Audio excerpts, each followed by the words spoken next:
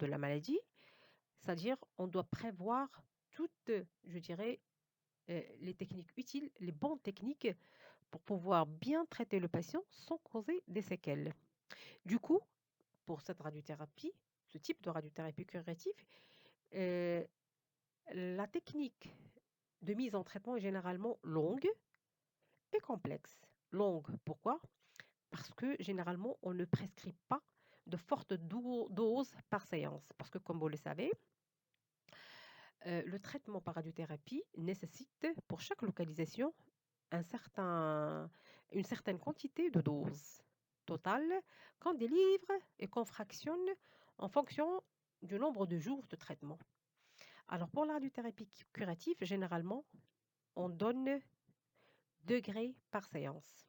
Et donc du coup, si par exemple, on va traiter avec, 75-70 donc si on divise par 2, ça donne vers les 35 et 30 séances, c'est-à-dire à raison de 5 séances par semaine, c'est-à-dire du lundi au vendredi, on s'attend facilement à 7 semaines. Donc 2 mois et quelques généralement pour ce type de traitement, bien sûr, dépendamment de la dose totale de traitement. Et donc par conséquent, puisqu'on vise la rémission de la maladie, généralement, avec degrés par séance, on évite les séquelles post-radiques, c'est-à-dire tout ce qui est effet secondaire de la radiothérapie sur les tissus sains. Ce type de radiothérapie curative est indiqué dans les 2 tiers des cas, d'accord?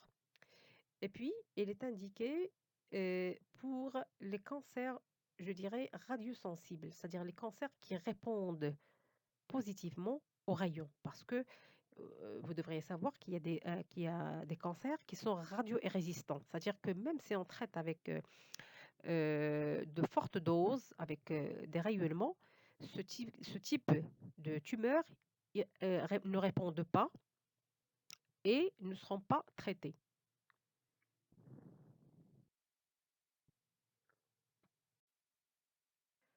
Alors dans ce type de curithérapie curative ou curatrice aussi, on y trouve la radiothérapie exclusive.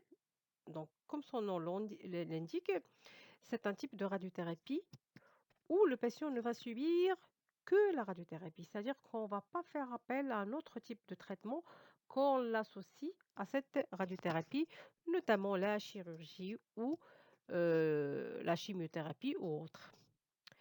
Aussi, on y trouve la radiothérapie prophylactique. Alors cette radiothérapie prophylactique, c'est quoi? C'est un type de radiothérapie qu'on indique lorsqu'on veut prévoir, par exemple, heu, ou lorsqu'on veut prévenir plutôt, par exemple, l'apparition de la maladie. C'est-à-dire diminuer le risque d'une récidive, par exemple, ou empêcher son aggravation, comme les aires ganglionnaires. Par exemple, quand on traite un cancer d'ORL, pour quelques cas, quoi qu'il n'y a pas d'atteinte ganglionnaire, il y a des médecins traitants qui préfèrent justement pour, éviter le risque de la récidive, ils préfèrent de traiter les aires ganglionnaires au niveau du cou, malgré qu'il n'y a pas d'atteinte. Ça, on l'appelle une radiothérapie prophylactique. Ou par exemple, lorsqu'on traite le sein.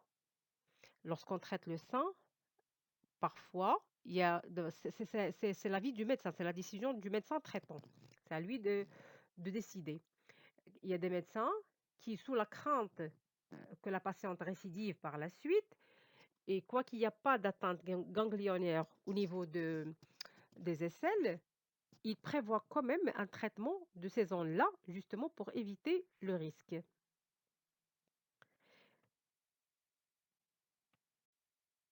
L'autre type de la radiothérapie, est la radiothérapie palliative ou symptomatique. Ce type de radiothérapie, généralement, est prescrit pour les patients atteints d'un cancer, je dirais en stade avancé, c'est-à-dire des patients, pour lesquels on ne s'attend pas à une rémission, à une guérison si vous voulez. C'est-à-dire que quoi qu'on fasse, le patient ne va pas être guéri. D'accord? Alors pour ces raisons-là, le traitement, il est court et accéléré. Il est court, c'est-à-dire que le patient, heu, ne va pas venir au service tous les jours comme ce qui est pour la radiothérapie, curatrice, qui nécessite d'être présent au service du lundi au vendredi et du coup, comme on traite avec des doses faibles, degrés par séance, on le patient va subir un traitement qui dure dans le temps, vers, 1 mois et demi, 2 mois et plus, dépendamment de la dose totale de traitement. Pour la radiothérapie, palliative, c'est pas le cas parce que la dose par séance, elle est tellement élevée, d'accord? On donne des doses de fortes doses et le nombre de séances, il est, limité, une séance par semaine à 2 et donc par conséquent, à cause de cette forte dose délivrée, heu heu, je dirais que les effets secondaires vont être, plus graves que la radiothérapie curatrice parce que c'est en fonction de la dose qu'on délivre par séance. D'accord? Ça s'appelle, ce genre de traitement, on parle de flash. Flash, comme, par exemple, lorsqu'on a un spot lumineux qui tape d'un seul coup, c'est la même chose. On appelle ce traitement flash. Pourquoi? Parce que c'est comme si on va, heu, traiter le patient avec forte dose d'un seul coup. Alors, cette radiothérapie, généralement, comme je l'ai dit, elle est prescrite pour tout ce qui est cancer avancé, juste pour retarder l'évolution, locale et réduire les symptômes et pour rehausser la qualité de vie aussi du patient.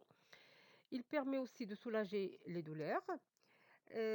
Par exemple, pour, des métastases cérébrales, on peut prescrire, par exemple, 10 séances à raison de 3 grés par séance.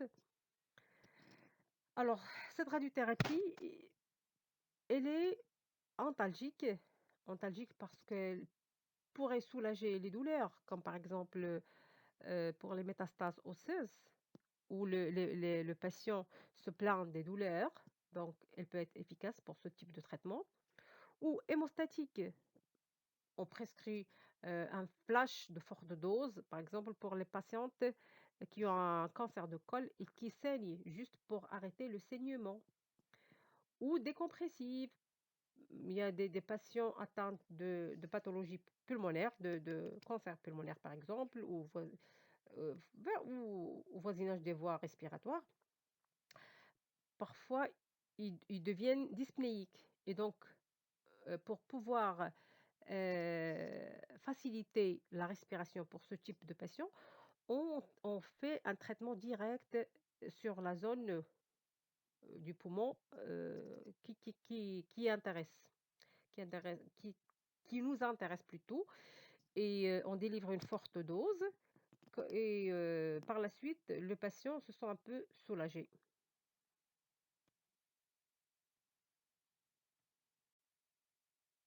Il faut savoir que la stratégie de traitement dépend d'un patient à l'autre. Il est différent d'un cas au cas.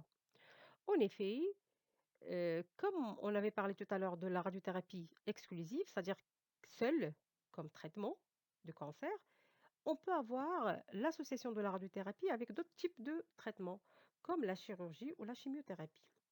Alors, pour ce qui est association radiothérapie-chirurgie, il y en a 3 types. Il y a la radiothérapie néoadjuvante ou pré-op. Cette radiothérapie est faite avant l'acte chirurgical. Alors, l'objectif, c'est quoi? C'est de pouvoir diminuer les dimensions de la tumeur. Et lorsque ces dimensions-là seront diminuées, c'est-à-dire que l'acte chirurgical ne va pas être compliqué, il va être facile.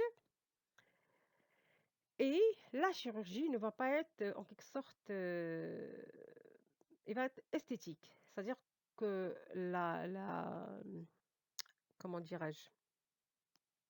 La cicatrice ne va pas être désagréable, d'accord? Il est intéressant dans le cancer du col, le sein, les sarcomes, le rectum.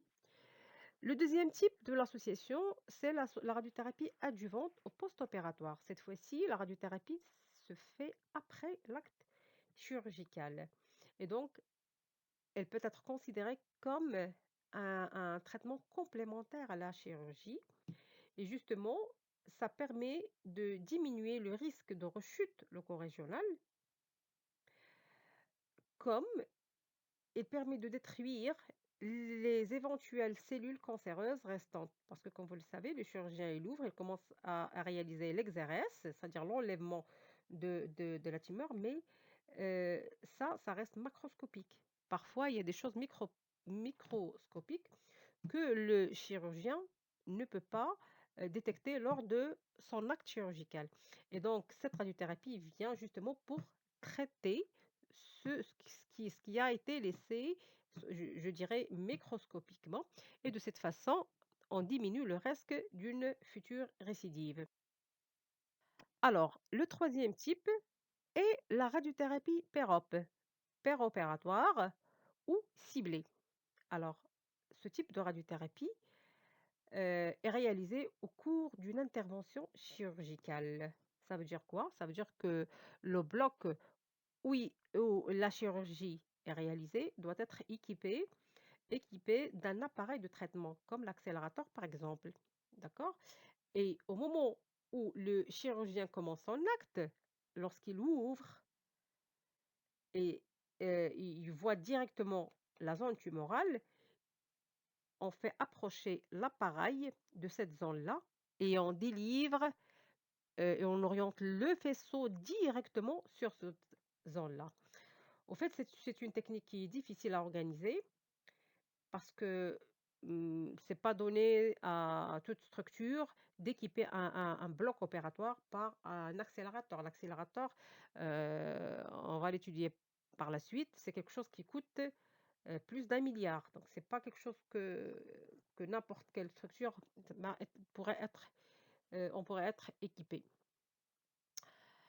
Alors, heu, il se fait bien sûr sous anesthésie parce qu'il y a à côté la chirurgie et ça demande du temps parce que au fur ça se fait en temps réel. Au moment où le chirurgien réalise son acte, il y a le radiologue plutôt, qui effectue tout ce qui est modalité d'imagerie pour bien localiser la tumeur et pour pouvoir faciliter la dosimétrie pour le physicien médical qui aussi doit être présent dans le bloc, réaliser la dosimétrie et réaliser en même temps le traitement.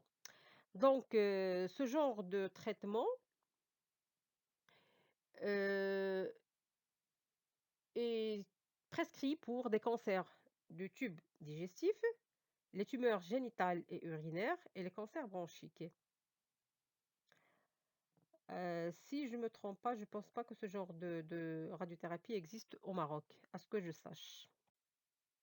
Ce que vous voyez là, c'est une photographie, illustrant un patient, bien sûr, en anesthésie totale, qui se trouve bien sûr au sein d'un bloc équipé d'un accélérateur. C'est un Saturne 20, c'est un accélérateur linéaire de particules et comme vous voyez là, il est en cours de traitement direct avec radiothérapie, avec le ventre qui est ouvert.